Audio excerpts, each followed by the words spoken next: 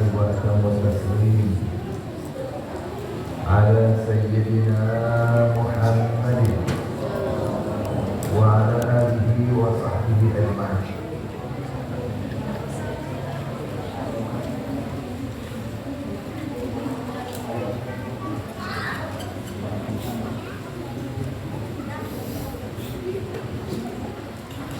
أشهد أن لا إله إلا الله وحده لا شريك له ليس معه إله غيره، وأشهد أن سيدنا ونبينا محمدا عبده ورسوله لا نبي بعده. قال الله تعالى في كتابه الكريم وهو أصدق القائلين: سبحان الذي أسرى بعبده ليلا من المسجد الحرام إلى المسجد الأقصى الذي باركنا حوله لنريه من آياتنا إنه هو السميع البصير. وقال نبينا محمد صلى الله عليه وسلم، أو كما قال النبي صلى الله عليه وسلم: من لم يهتم بأمر المسلمين فليس منهم. صدق الله العظيم وصدق حبيبه النبي الكريم ونحن على ذلك من الشاهدين والحمد لله رب العالمين. Amma ba'du, ahibbatul kiram, yang saya hormati dan yang saya muliakan segenap para alim ulama, para kiai, para ustaz, para ustazah, para tuan-tuan guru yang tanpa mengurangi rasa hormat serta cinta saya sebutkan namanya satu persatu. Wabil khusus kepada Ketua DKM Masjid Al-Muttaqin Bapak Yesi Solahuddin, begitu juga tokoh ulama MUI, begitu juga teman saya, sahabat saya Bapak Dedi dan Ustaz Yus Khairullah, serta segenap para tokoh, para sepuh, Bapak RT dari Ulia Soka, dan segenap panitia penyelenggara ibadah Mi'raj, bapak-bapak, ibu-ibu, adik-adik sekalian, hadirin wa hadirat rahimahullah. Pada kesempatan yang baik ini, luar biasa, hari ini kita memperingati di Isra dan di Mi'rajnya Nabi kita Sayyidina Muhammad sallallahu alaihi wasallam, yang mana peristiwa Isra dan Mi'raj ini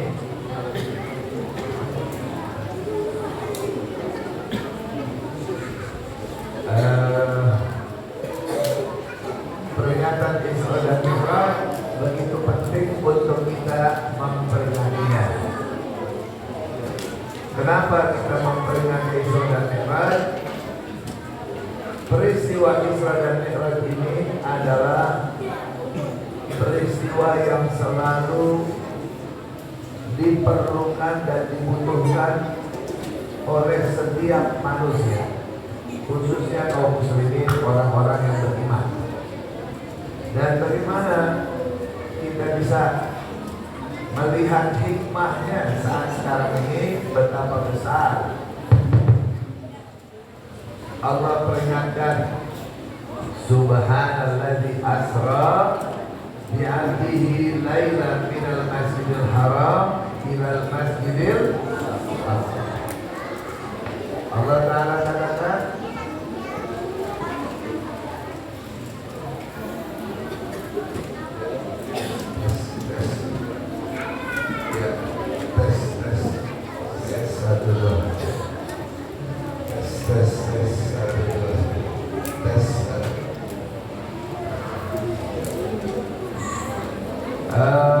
ini maaf karena suara saya lagi habis.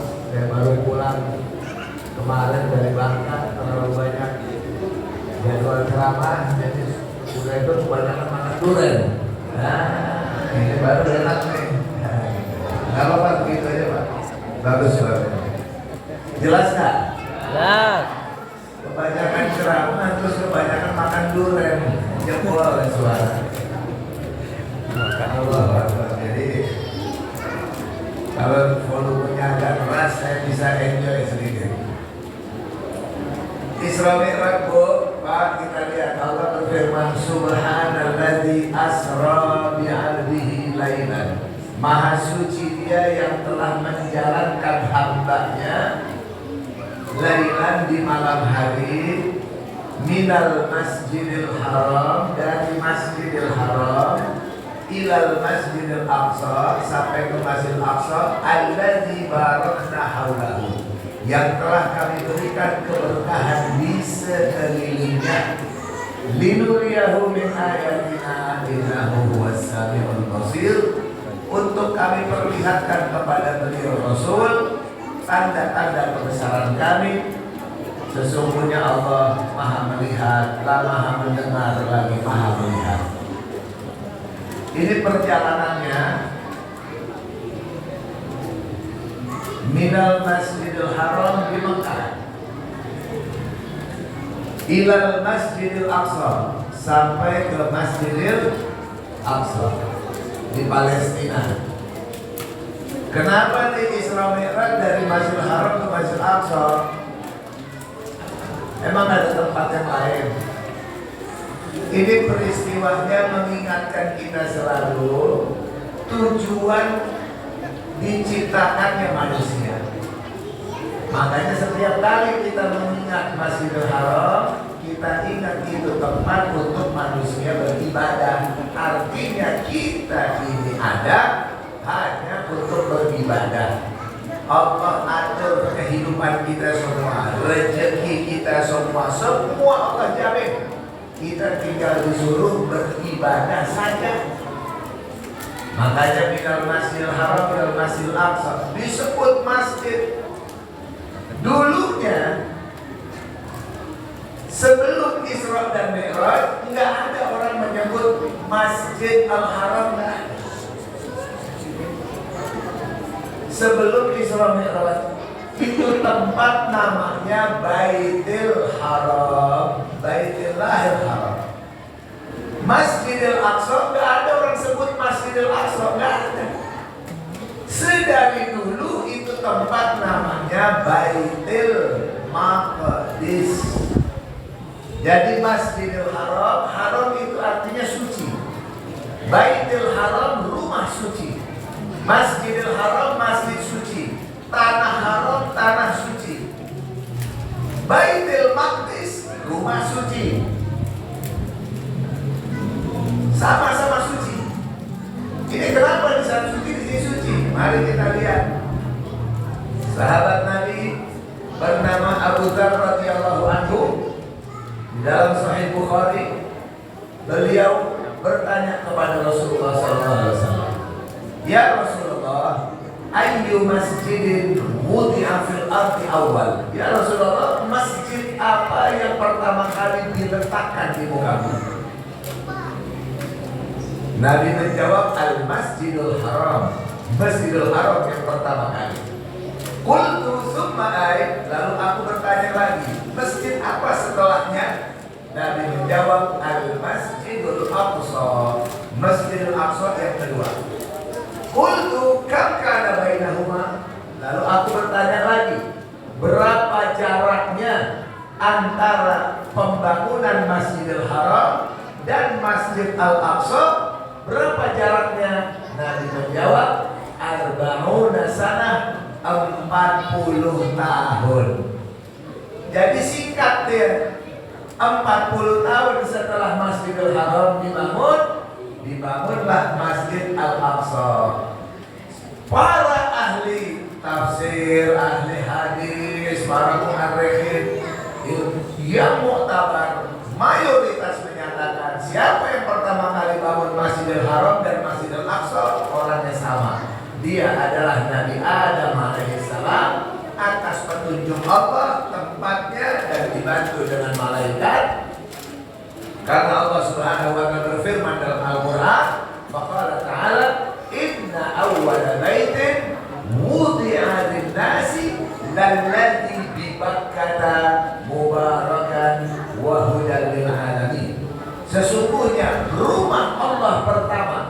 Inna awwala baitin wudi'a linnas, rumah Allah pertama yang diletakkan di muka bumi linnas, untuk manusia beribadah, lalladzi bi Bakkah mubarakan, yang mana tempatnya berada di Bakkah.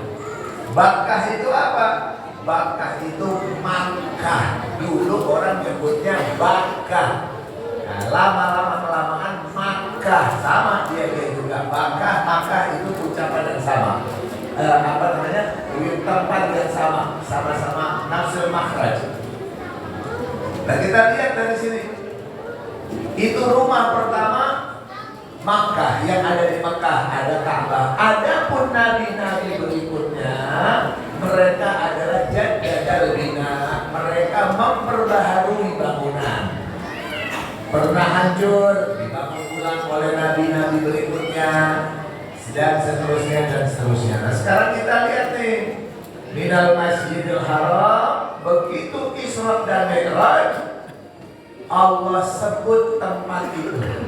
Allah yang kasih nama.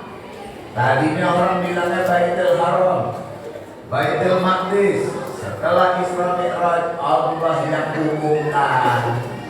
Itu tempat minal masjidil haram ilal masjidil aqsa. Allah sebut, nah itu nama dari Allah. Jadi Masjidil Aqsa nama langsung dari Allah. Nabi Muhammad menyebutnya Baitul Maqdis, banyak hadis. Nabi yang menyebut Baitul Maqdis, apalagi hadis tentang Isra Mi'raj. Itu Nabi sebutnya aku dan Jibril menuju Baitul Maqdis. Baitul Maqdis, sebutan Baitul Maqdis selalu disebut. Tapi begitu Isra Mi'raj, sudah Allah yang kasih nama Masjidil Aqsa. Semua sampai kita sekarang menamakannya Masjidil Aqsa boleh, Baitul Maqdis boleh. Lalu para ulama belakangan juga memberi nama kepada Masjidil Aqsa, namanya apa? Baitul Muqaddas. Seperti Imam Ibnu Hajar Al-Asqalani, beliau menyebut Baitul Maqdis namanya adalah Baitul Muqaddas karena dalam Baitul Maqdis mensucikan orang. Sebagaimana doa Nabi Sulaiman alaihissalam, Nabi Muhammad menyampaikan, Nabi Sulaiman berdoa begini, ya Allah, beri aku kerajaan yang tidak ada lagi yang mengalahi kerajaanku. Allah izinin. Baik. Lalu doa, ya Allah, berikan aku namanya hikmah, ilmu dan hikmah, sampai ditundukkanlah semua jin, kemudian hewan-hewan, dia dapat ilmu dan hikmah. Nabi Sulaiman bisa mengetahui suara-suara binatang dan lain-lainnya. Nah, itu pengaruhnya sampai begitu. Lalu Nabi Sulaiman juga berdoa, ya Allah, orang yang masuk ke dalam rumahmu ini, Baitul Maqdis, hanya mengharap doa, hanya sholat saja, hanya ingin sholat saja, tidak ada keinginan yang lain, maka dia keluar dari Masjidil Aqsa kayaumi waladathu ummuh, seperti baru keluar dari perut ibunya tanpa dosa. Nah, itulah makanya sahabat Nabi seperti Abdullah bin Umar, apabila beliau datang ke Baitul Maqdis, dia itu datang udah punya wudu, masuk ke dalam, nggak mau yang lain, nggak mau makan, nggak mau minum, nggak mau apa saja dia nggak mau. Datang bicara juga nggak mau ketemu orang juga nggak.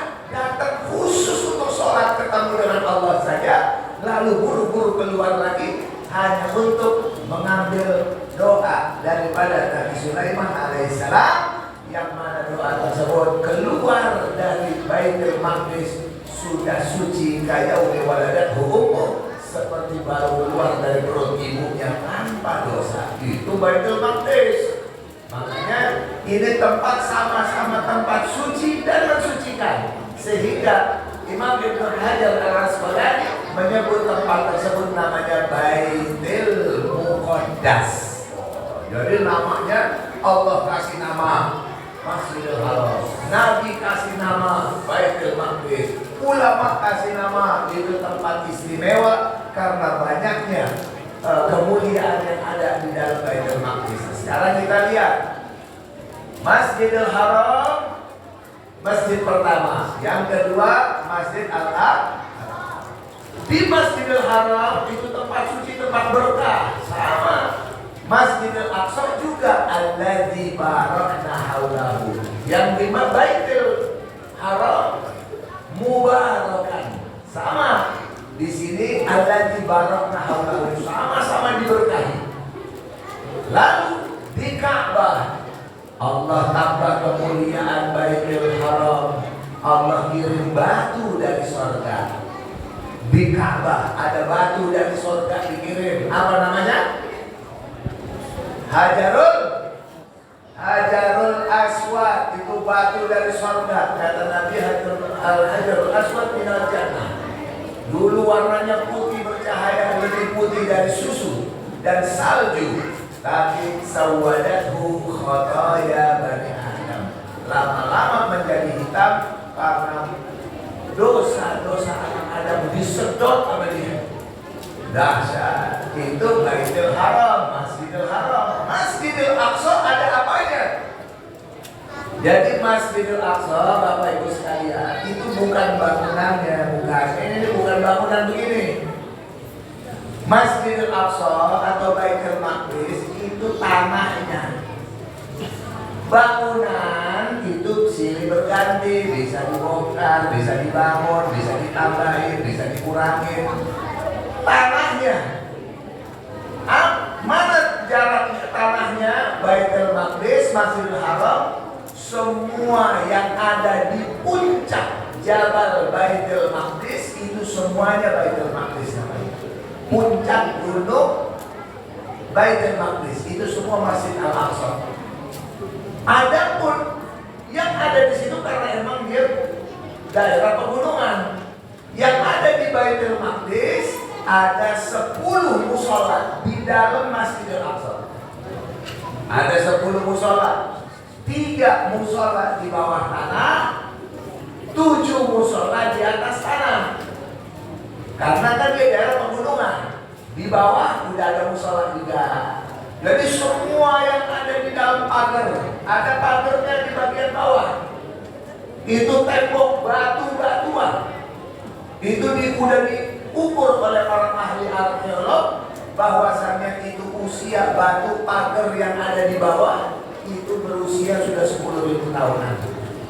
Jadi zaman dahulu, nabi-nabi dulu. Yang ada pun tembok di atas, pagar yang kita lihat di atas itu bangunan baru setelah khalifah, dan bangunan-bangunan yang ada itu baru semua. Nah, jadi semua yang ada di dalam pagar itu semuanya adalah Masjid Al-Aqsa. Bukan pagar yang atas, itu pagar atas bangunan baru. Pagar yang bawah, batu-batu yang bawah itu dari nabi-nabi zaman dulu. Itulah semua yang ada di atasnya namanya Masjid Al-Aqsa. Di situ ada 10 musola. Ada musola Marwani, ada musola Umari. Sayyidina Umar bikin musola juga. Awal kali dia datang ke sana ambil kunci Masjidil Aqsa, bikin musola. Kemudian ada yang tengah-tengah kubahnya warnanya kehitam-hitaman, kayak perunggu, kayak hitam, itu namanya musola Jami' Qibli. Lalu musola Nisa, musola Buraq, musola Magharibah, musola Janais, tempat orang sholatin jenazah, musola Babur Rahmah, musola Jami' Al-Qadim, musola Masjidil Aqsa Al-Qadim. Lalu yang agak tengah, agak belakang sedikit, yang musolanya cakep banget, warnanya biru, kubahnya warna emas, itu namanya musola Qubbatus Sakhrah. Namanya Qubbatus Sakhrah. Itu yang bangun Abdul Malik Al-Marwani. Jadi kita sekarang nih mengenal Masjidil Aqsa lebih dalam. Kita tahunya masalahnya Mekah Madinah dulu ini. Ya Bu ya. Mekah Madinah tahu dah apa di luar kepala. Giliran Masjidil Aqsa repot. Ini masjid Bu, masjid yang kubahnya warna kuning, warna emas, musolanya biru, itu besar, bisa menampung 3.000 orang sholat. Itu ada apanya di dalamnya? Di dalamnya ada batu yang namanya sohroh. Sohroh, sod, kho, ro, tak marullah. Sohroh itu batu lebarnya 13 meter. 13 meter, tingginya kurang lebih 2 meter. Di bawahnya kita bisa turun ke bawah, ada goanya, di bawahnya ada goa. Itu batu kata Nabi Sallallahu Alaihi Wasallam, al-ajwah was-sakhrah minal jannah. Kurma ajwa, tahu kurma ajwa? Kurma Nabi, kurma yang hitam. Al-ajwa was-sakhrah, dan batu itu dari surga. Ini tempat paling istimewa di Masjid Al-Aqsa, seperti di Masjidil Haram, tempat suci, tambah kemuliaannya dengan batu Hajarul Aswad. Masjidil Aqsa tambah mulia dengan adanya batu dari surga, namanya apa tadi? Sokhroh. Sokhroh inilah tempat Nabi Adam alaihissalam dia bangun mihrab namanya. Mihrab itu kayak kamar untuk ibadah, bukan kayak masjid begini ada mihrab depan begini ada mihrab, bukan. Dia orang bisa tinggal di situ untuk ibadah khusus, namanya mihrab. Nah, mihrab di situ Nabi Adam bangun. Turun temurun para nabi, orang-orang soleh kalau berdoa atau ibadah datang ke tempat itu, naik ke atas batu itu, berdoa kepada Allah, ijabah langsung. Turun temurun, semua nabi datang ke situ. Termasuk begitu juga Nabi Zakaria, Siti Maryam juga di situ. Dia asuh putranya bernama Nabi Isa. Nabi Isa dong.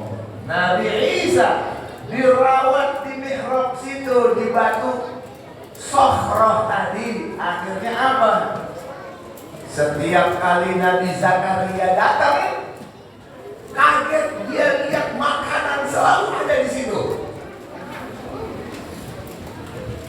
Nabi Zakaria bertanya kepada Siti Maryam. Siti Maryam ini dia asuh, dia rawat.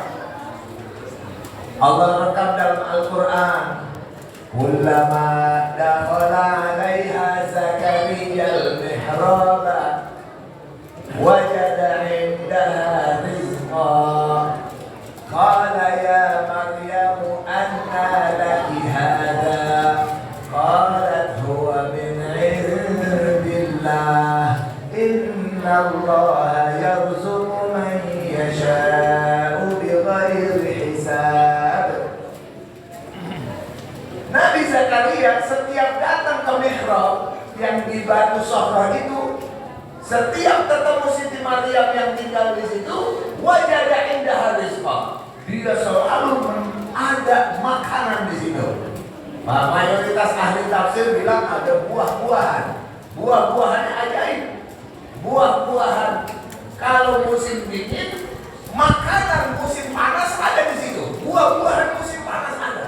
Setiap musim panas, makanan buah-buahan musim dingin ada di situ. Jadi Nabi Zakaria heran. Wajada indah rizqah. Qala ya Maryam anna laki hadha. Wahai Maryam, dari mana kau dapat ini buah-buahan ini? Ini enggak ada. Di mana tempat enggak ada, kau ente punya. Siti Maryam menjawab, huwa min indillah, dari sisi Allah. Jadi Allah langsung kasih rezeki di situ. Ini hebatnya nih batu Sokhroh ini. Kemudian apa? Di situ juga ahli tarikh juga ada yang menyatakan Siapa yang tinggal di goa? Yang tinggal di goa itu siapa? Nah, yang tinggal di goanya bawah batu itu adalah ashabul kahfi war raqim. Kanu min ayatina ajaba. Itu ashabul kahfi. Jadi perbedaan antara kahfi dan ghor. Ghor adalah goa tapi kecil, hanya bisa masuk 2 orang, 3 orang. Itu namanya ghor. Seperti Nabi SAW di Ghor Hiro, di Goa Hiro itu kecil tempatnya. Kalau ibu udah pernah ke sana lihat, goanya kecil, namanya ghor dalam bahasa Arab. Tapi kalau goanya besar, bisa nampung orang banyak, namanya al-kahfi. Kahfu al-kahfi, ya. Nah, dari situ kita bisa lihat, nah ini ashabul kahfi di situ. Setelah mereka